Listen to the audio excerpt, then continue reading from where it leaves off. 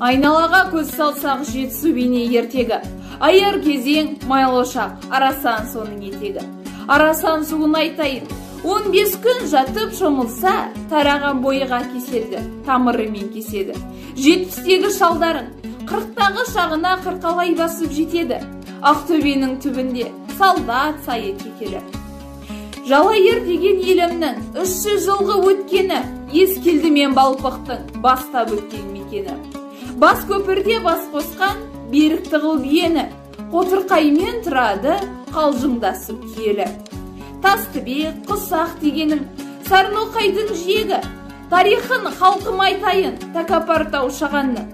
Жайлауы екен ол шаған әліп деген ананың. Тауешкі деген аңы бар, ермегі аңшы баланың. Елік, киік тағы бар, көркі тау мен даланың. Қадірлі жердің біреуі, лабасы анау Жаңабай, алты байтпен Сарыбастау, Мұқаншымен қонады, жарлы өзекті жағалай. Көке шелі көкпен тау, қадірлі жұртқа жеткен тау, қалып шөлдің сыртында ақыл айтқан бабадай. Ақтөбенің байлығы сүтін берген анадай. Құлан басы олда тұр, жан жағына қарамай. Тасмұрын қалды телміріп, кескенне төмен алмай. Буыршын бура көктомбақ, қалды жұртқа жарамай. Қаражақ тәуен бес тамақ, құт қиған қара сабадай.